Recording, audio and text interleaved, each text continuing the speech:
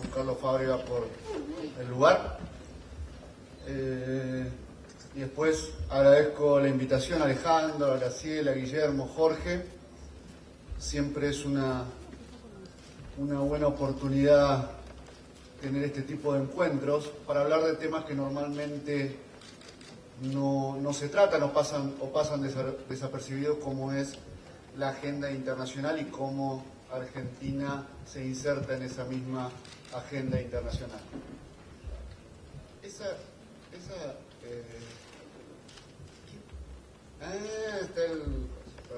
Los compañeros periodistas están así, no entendía por qué estaba ese conglomerado de gente de repente ahí. Ok, perdón. Tendríamos que haber previsto eso, tendríamos que haber hecho alguna cosa más cómoda para que allá hay otro, si lo quieren usar.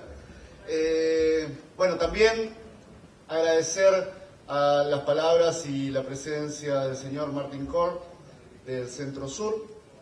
Creo que los temas que reflejó de alguna manera, en cada uno nos sentimos identificados y tenemos algo para decir, y de eso un poco viene, creo, este seminario, por eso tan importante. También agradecer la presencia de todos ustedes acá y en particular las notables presencias que tenemos sentadas en la primera fila, empezando por el doctor Aldo Ferrer. Siempre es un honor tenerlo cerca. Bueno, Felisa, mi amiga Jofen Lee. ¿Cuál es la idea de esta presentación? Simplemente sumarme a las palabras de bienvenida. Los paneles más a la tarde y mañana van a entrarle a cada uno de los temas. A mí me interesaba destacar, y por eso agradecí la oportunidad que me dio Alejandro de estar acá, destacar algunos aspectos. Yo creo que, como en alguna medida Martín señalaba respecto de la crisis internacional, yo lo veo la crisis internacional que estamos todavía sufriendo desde dos puntos de vista, siempre haciendo referencia a esta agenda sur-sur, que es el motivo de este seminario. Yo creo que esa crisis generó una modificación en el paradigma hegemónico hasta ese momento sobre la macro internacional. Creo que podría estar un rato largo ejemplificando cómo cada uno de los postulados que nos mostraban como inconmovibles antes de Lehman Brothers, al menos para el manejo de nuestra economía, fueron derrumbándose con cada una de las medidas que fueron tomando los gobiernos como respuesta a esa crisis, y en particular el gobierno americano, sin calificar estas medidas. Ahora, que el Tesoro de Estados Unidos tuviera más del 30% de Citigroup, hasta antes del 2008, me imagino era impensado para cualquiera de ustedes. Ese y otros ejemplos, insisto, derribaron estos paradigmas. Ahora, también lo vemos como una oportunidad. La contracara de ese nuevo marco de ideas de referencia tiene una oportunidad, o genera una oportunidad para los países del sur. No por una ubicación geográfica, diría, sino por un concepto de posicionamiento internacional. En ese marco de oportunidades, en el sentido de instalar temas, o en la visión de los países del sur, reinstalar temas que nunca estuvieron abandonados por los países del sur, pero sí no eran una referencia en las grandes discusiones internacionales. Pero hablábamos de la situación económica global, donde se inserta hoy esa discusión. Y hacía alguna referencia Martín, y yo voy a seguir por el mismo camino. Estamos hablando de una economía que, al decir de los analistas, crece en al menos 2, yo diría 3 velocidades, pero que en definitiva en el agregado crece a una tasa baja, 2,75% el primer trimestre de este año, un poquito más que lo que fue el último trimestre del año pasado, 2,25%, y claramente por debajo del crecimiento de los países emergentes. Argentina creciendo casi el doble en los primeros 5 meses del año, pero también China, Brasil. Entonces hablaba de 2 o 3 velocidades de crecimiento. Y esto me parece también vale la pena resaltarlo. ¿Cuáles son y qué grupos de países son los que representan esas 2 o 3 velocidades? Hay algo que es claro, que es lo que viene sucediendo, al menos en la última década, y es que los países emergentes representan la parte más dinámica del crecimiento global. Esto, insisto, no es ninguna novedad, representan más del 75% del crecimiento global. Tampoco aparece hoy, lamentablemente, como una novedad que Europa no esté creciendo, en el agregado siga en recesión. Creo que la novedad es el magro, pero al menos crecimiento por parte de Estados Unidos y la nueva incorporación a ese club que es Japón.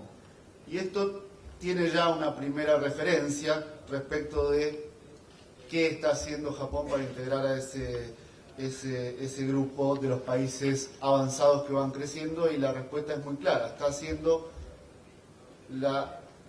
lo que ha hecho Estados Unidos desde Lehman Brothers y que no está haciendo Europa, y es política económica expansiva.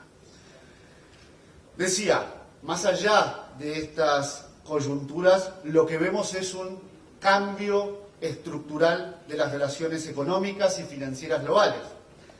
En este marco, ese crecimiento global explicado mayoritariamente por países emergentes, por los BRICS, pero también países como Argentina, tiene que ver con una red mayor de relaciones entre esos países. La intensificación del comercio sur-sur es un aspecto, pero no el único. Una mayor coordinación de las políticas económicas de los países del sur. Por eso, muchas veces cuando se habla de la inserción internacional o la falta de inserción internacional de la Argentina, yo digo que esto, al menos en términos de nuestros alineamientos estratégicos comerciales, no tiene nada de sustancia, como en tantas otras cuestiones. Argentina ha ido reorientando estratégicamente sus relaciones comerciales hacia los países que hoy representan el crecimiento de la economía global, representan lo que se viene, y gran parte de los por qué hoy Argentina transita creciendo y sin perder empleo una de las crisis financieras y económicas más importantes de los últimos años, tiene que ver en parte con eso. Déjenme hacer alguna referencia en ese sentido a algún trabajo reciente que no hemos hecho nosotros, que no ha hecho ninguna organización afín al gobierno, no lo ha hecho ni siquiera alguna organización local, sino una organización internacional como el G24, que me parece muy representativo de esto que estoy diciendo, de la dinámica que ha tenido el mundo en estos últimos 30 años. En la década del 2000, la década que va entre el 2000 y el 2009, que es hasta donde llega este trabajo, China se ha convertido en el país que más contribuye al crecimiento global. No dije nada nuevo, todos estoy seguro que lo tenemos esto internalizado. Lo que yo no creo que tengamos tan internalizados es el impacto de esto, o dicho de otra manera, cómo se ha ido produciendo esto. el desplazamiento de Estados Unidos y otros avanzados respecto de los primeros lugares. ¿Y cómo ha sido esto en términos de 30 años que no parecen tanto tiempo? En la década del 80 al 90, China aportaba solo el 3.6% al crecimiento global. Brasil, el 1%. ¿Por qué hago mención a estos dos países? Creo que es obvia la importancia que para nuestra economía tiene el desarrollo de estos países.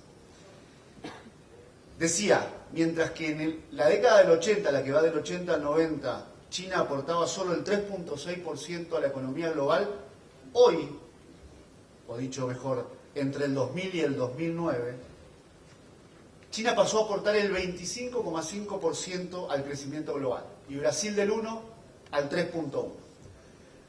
Ahora, esto que muestra a las claras lo que me parece todos intuimos al menos, creo que hay un dato que no se nos puede pasar por alto a nosotros, a los argentinos, que también está contenido en ese mismo informe.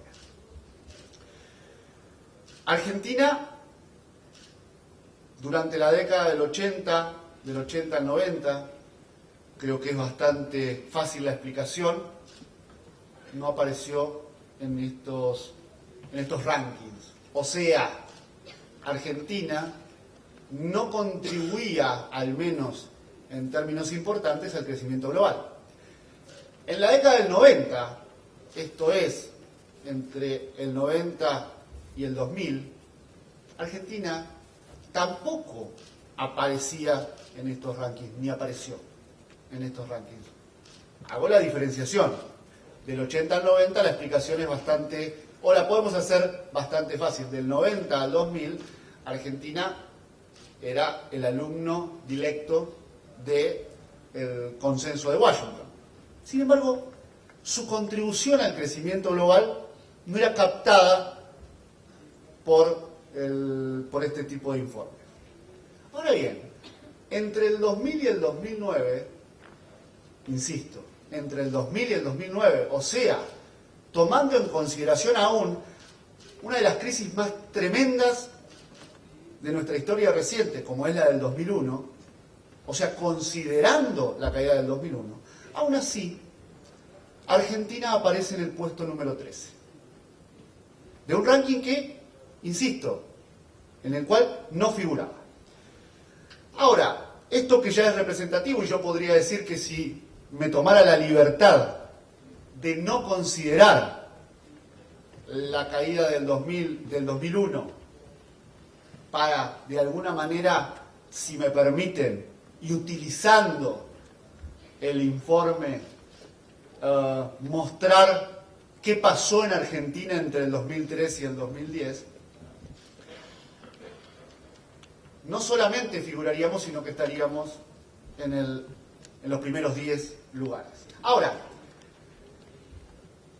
¿me interesa señalar esto? Claro que me interesa. Creo que nos debería interesar a todos, porque cuando hablamos de que el objetivo de la política económica ha sido el crecimiento con inclusión social, de esto estamos hablando. No solamente estamos hablando de crecer, creo que en la década del 90 el argumento era estamos creciendo y el efecto derrame va a hacer llegar a la gente.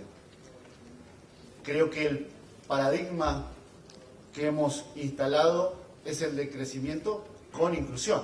O sea, no solamente aparecemos en el ranking de los países que más han contribuido al crecimiento global, sino que me interesa señalar que ese crecimiento estuvo acompañado del mejoramiento de cualquiera de las variables sociales que podamos discutir y de cualquiera de las variables que en algún otro momento han sido causas de crisis en Argentina. Ahora voy a ese tema.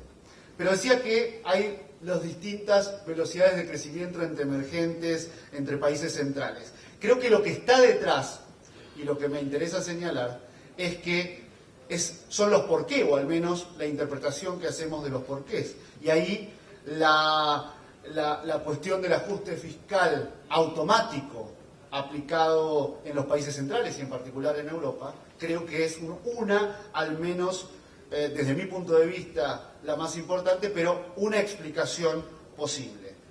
Italia, España van a estar este año como ejemplos de países en donde las políticas de ajuste han sido la respuesta frente a la crisis financiera.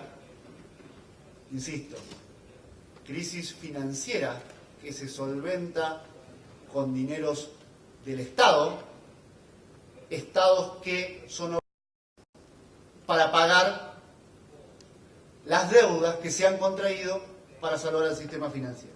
Italia y España van a estar en recesión este año. Holanda, quinta economía europea, se ha incorporado a la lista de los países que van a terminar en recesión este año. E incluso Alemania tiene proyecciones de no crecimiento para este año. Esto tiene su impacto concreto, real. La recesión, el ajuste fiscal, las políticas de flexibilización laboral terminan haciendo estragos en el tejido social de estos mismos países. Y esto no debería ser una sorpresa, y estoy seguro que no es una sorpresa para ustedes, porque ya lo hemos vivido.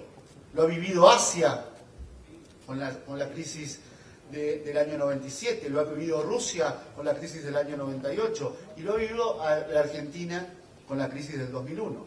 El resultado de cada una de estas crisis ha sido la desigualdad, la caída de los salarios reales, el desempleo.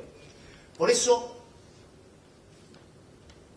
me parece que desde la visión sur-sur, la noción de ajuste expansivo que se aplica como fundamento conceptual de las recomendaciones de políticas para la salida de la crisis, en particular en Europa, deben ser rotundamente descartadas.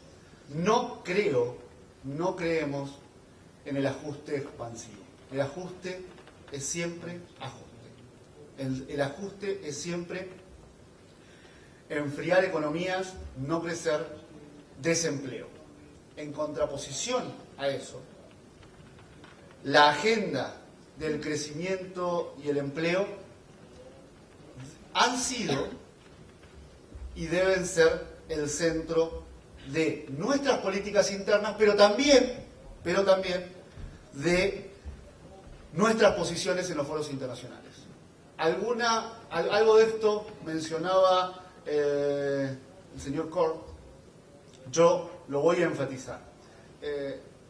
Creo que el rol, cuando hablaba de oportunidad al principio, creo que el rol de los países emergentes, que representan la agenda sur-sur hoy, es que estos temas que han venido siendo sostenidos en los últimos años se incorporen definitivamente en la agenda de los foros internacionales relevantes.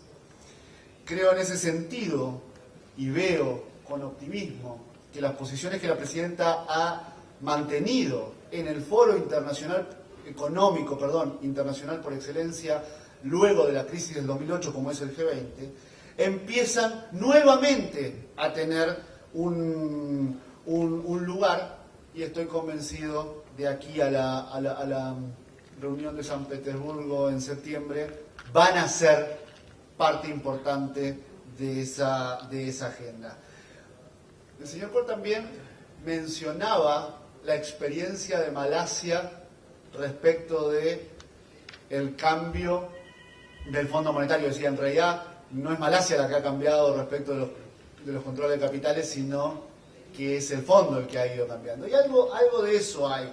Hay varios temas en los cuales el Fondo Monetario Internacional, insisto, un poco por las circunstancias que atravesamos, pero otro poco tan relevante como ese o más relevante por la importancia que los países emergentes empiezan a tener en esta agenda internacional, y por eso me parece tan importante este tipo de seminarios.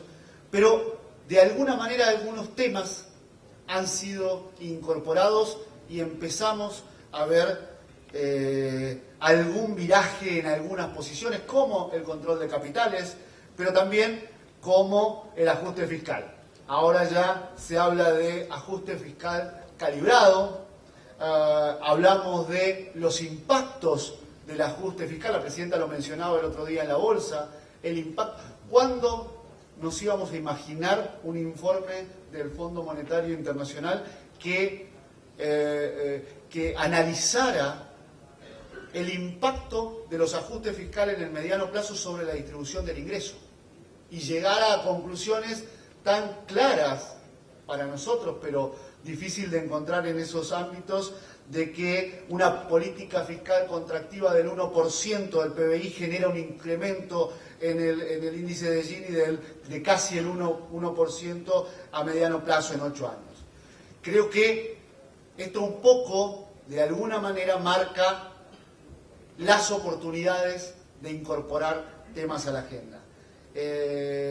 Entonces decía, Argentina, nosotros hemos venido llevando adelante esta agenda, la agenda del crecimiento, la agenda del empleo, la agenda de las políticas fiscales contracíclicas que, insisto, no solo permitieron el crecimiento sostenido, inédito en la historia económica reciente de Argentina, sino y fundamentalmente que la desigualdad se haya reducido en Argentina un 22% entre el tercer trimestre del 2013 y el primero del 2013, un 9% entre el 2009 y el primer trimestre del 2013, o sea, en plena crisis, o sea, un crecimiento con inclusión social.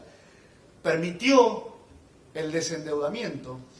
Ahora voy a ir un poco más a ese tema que también tocó Martin Korn, que nos permitió recuperar un sistema financiero, entre otras muchísimas cosas, ¿no? Que nos permitió recuperar un sistema financiero que había sido destrozado en la crisis del 2001-2002.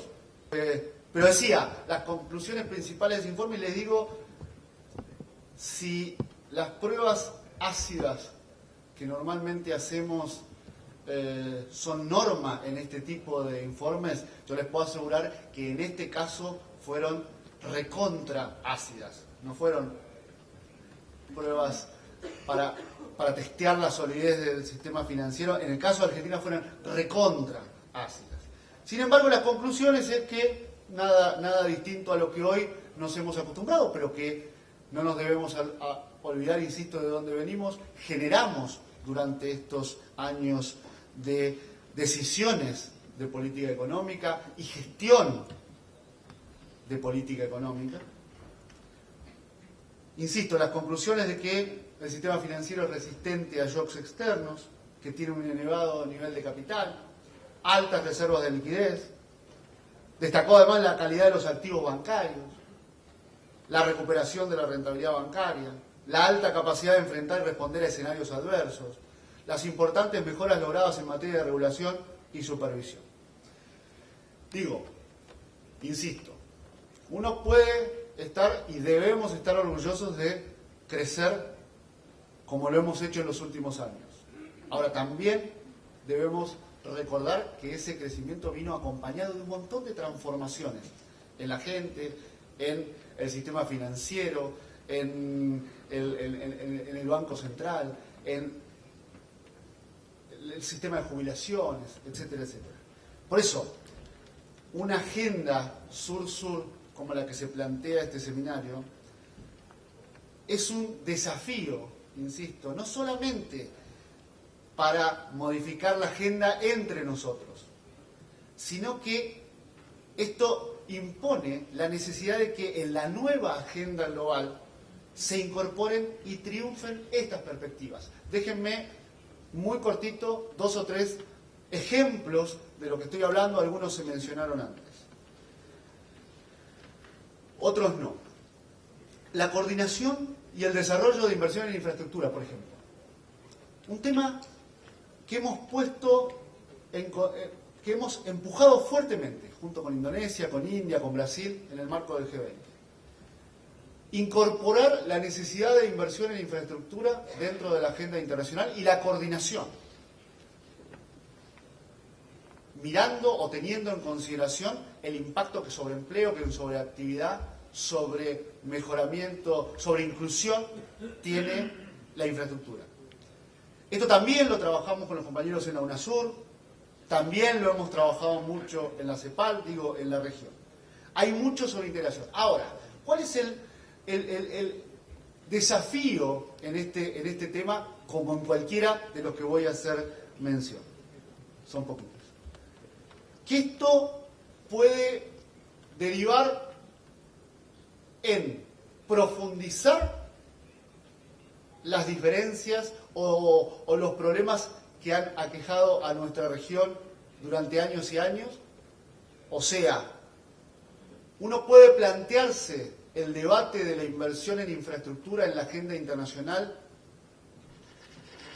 como únicamente la necesidad de coordinar o mejorar los flujos que van a inversión en infraestructura, o puede plantearlo como un desafío para que esa infraestructura, esa inversión en infraestructura, tienda, por ejemplo, a que nuestras exportaciones estén menos primarizadas.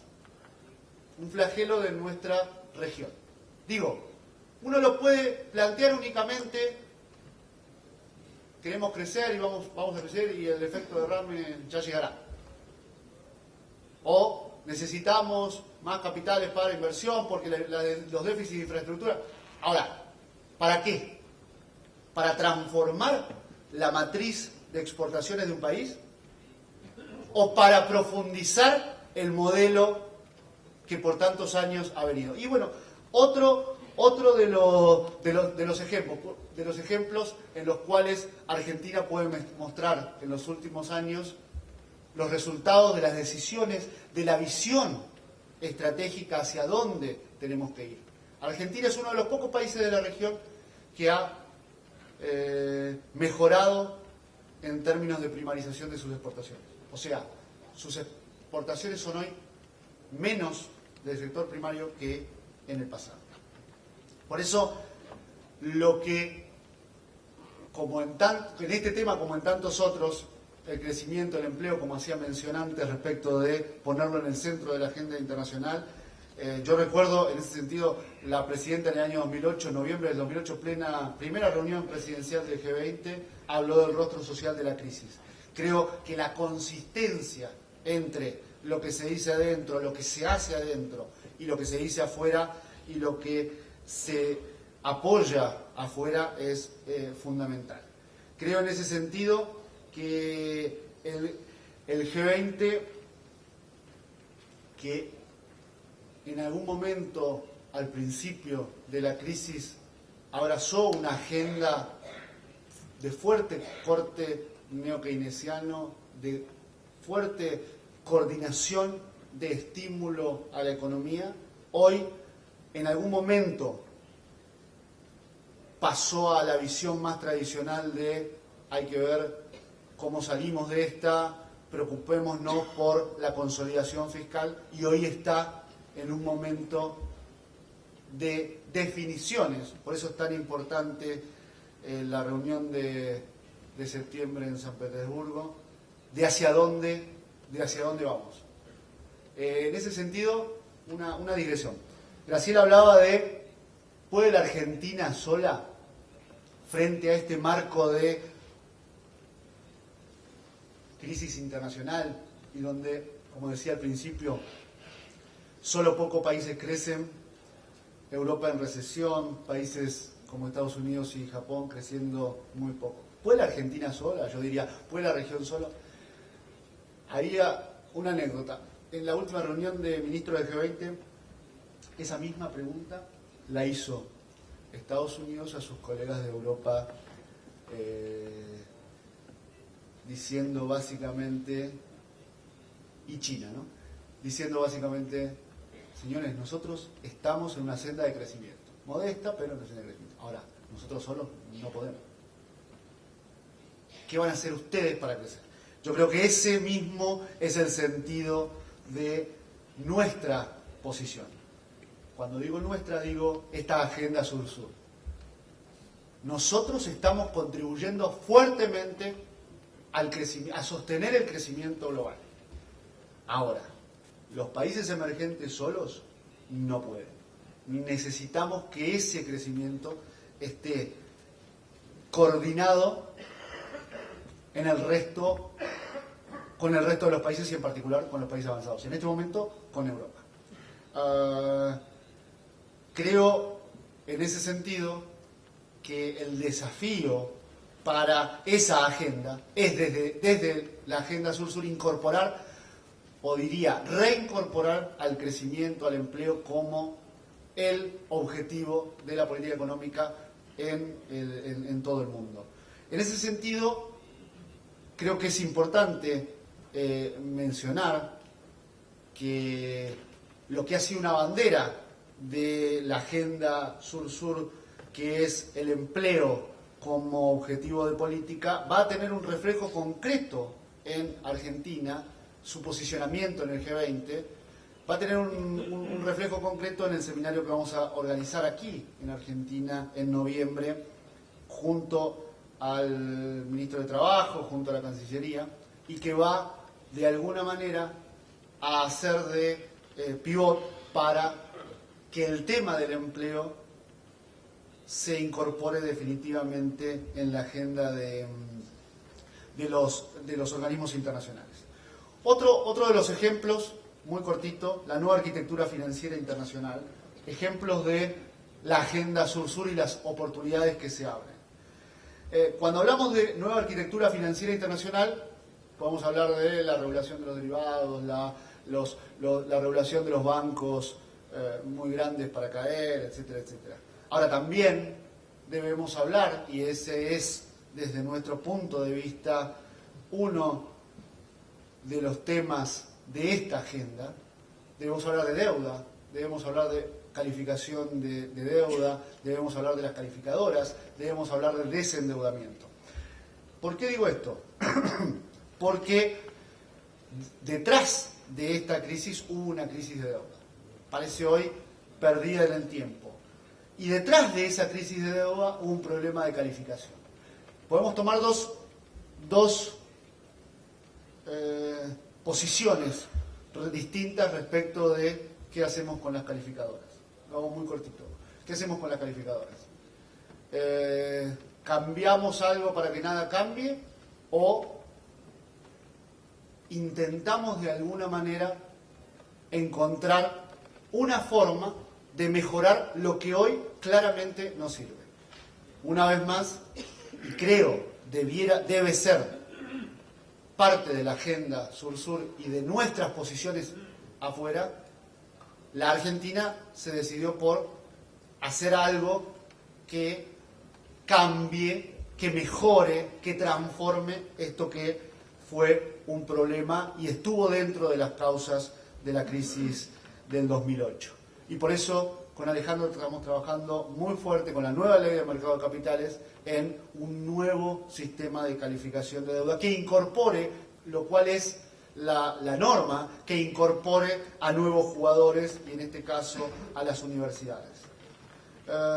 También tenemos que hablar de deuda, no solamente ya la calificación, sino de deuda. A mí me gusta hablar, yo digo, cuando hablamos de deuda me gusta hablar más de desendeudamiento, porque se habla mucho de restricción externa, de reservas.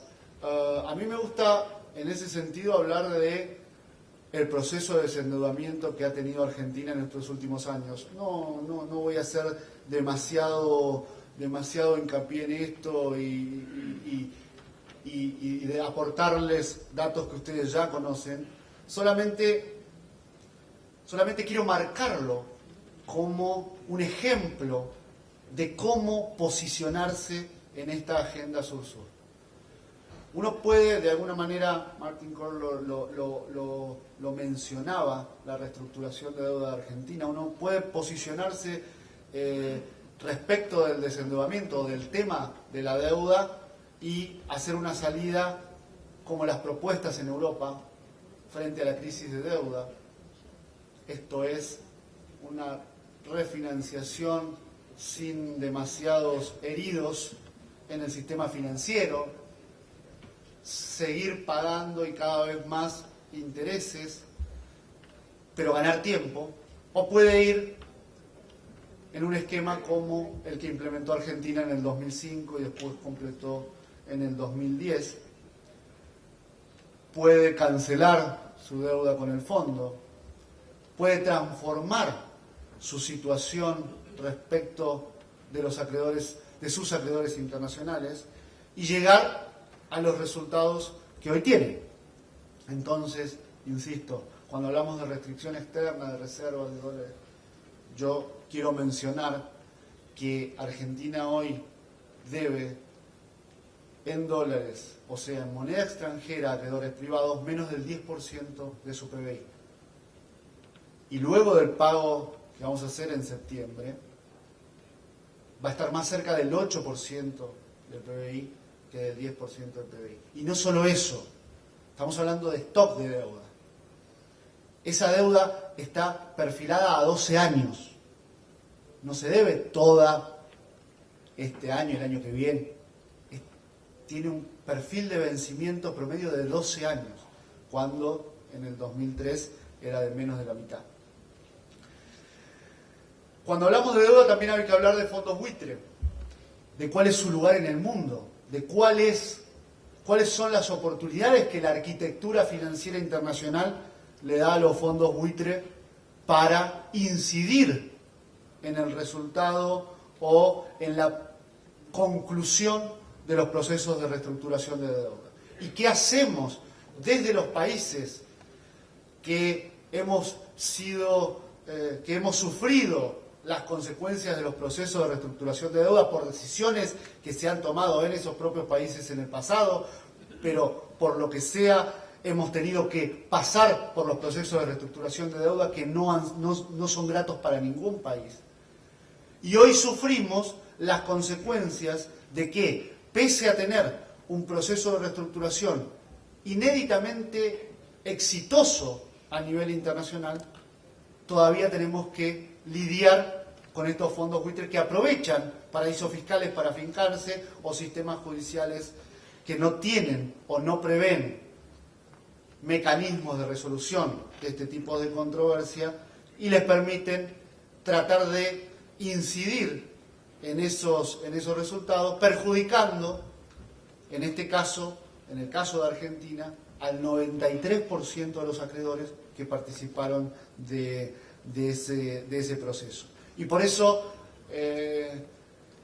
trabajos, iniciativas como los principios sobre promoción de otorgamiento y toma responsable de préstamos soberanos que lleva mi amiga Joël Lee en la UNTAD que mencionaba Martín, y de las cuales tengo el orgullo de decir que personalmente, pero como Argentina hemos participado desde un primer momento, son muy importantes, junto con otras discusiones que hoy estamos viendo, afortunadamente, y no por casualidad, sino porque estos temas empiezan a impactar, ya no a países perdidos de Latinoamérica o de África, sino que tienen un correlato real y concreto en países de Europa, en países más avanzados. Esto empieza a ser un tema y de hecho se ha incorporado a la agenda de los organismos financieros internacionales, no solamente el Fondo, el Banco Mundial, sino también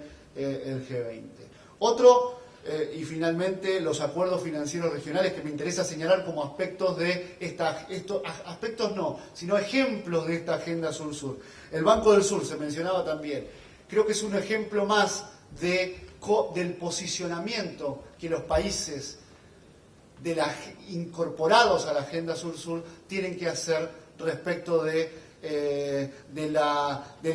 este caso de la arquitectura financiera internacional. El Banco del Sur es un ejemplo claro de una iniciativa pensada por y para los países de la región, en este caso de la región latinoamericana, pensado con un concepto distinto al de los organismos multilaterales. No en su objetivo último, que es financiar el desarrollo, sino en la forma en que ese financiamiento, como decía al principio, la priorización de los proyectos que nos saquen del esquema que nos llevó al atraso que nos llevó a la crisis, y además la toma de decisiones no basada solamente en la preponderancia del más poderoso, sino en el consenso del conjunto de los países. Por eso en el Banco del Sur, que hemos puesto en marcha hace muy poco y que vamos a estar nombrando a los representantes, ahora a fin de mes va a haber una reunión con los países de la región, en ese Banco del Sur las decisiones las tomamos por consenso. En resumen, creo que estos puntos que señalé, pero hay otros que claramente podemos incorporar y se deben incorporar y seguramente van a ser materia de este seminario, deben integrar la agenda Sur-Sur, deben guiar este proceso de cooperación en materia de agenda económica internacional. Insisto con el concepto, nos planteamos la crisis como un problema y está bien, también esta crisis internacional en términos de posicionamiento de la agenda de hacia dónde debemos ir es una oportunidad para nuestros países. Incorporar a esa agenda el crecimiento del empleo, no las corporaciones o la protección a los bancos que son demasiado grandes para caer, la transformación de la arquitectura financiera internacional, la nueva fiscalidad internacional, la lucha contra los paraísos fiscales, son todos objetivos que nos tenemos que plantear como país, como región y en cada uno de los foros donde esta agenda Sur-Sur se discute. Creo que en ese sentido los países del sur tenemos no solamente algo para decir, sino fundamentalmente, y como he dicho en varias oportunidades en esta introducción, podemos demostrar lo que hemos hecho en estos años. Esta es la agenda que la presidenta, en el marco, insisto, de uno de esos foros, pero de uno en términos económicos o de política económica internacional, por distintas causas, uno de los más relevantes como es el G20, es lo que la presidenta viene impulsando, insisto, con la diferencia de otros tiempos en donde se decía afuera lo que no se podía decir adentro, o se decía afuera lo que queríamos que otros dijeran adentro.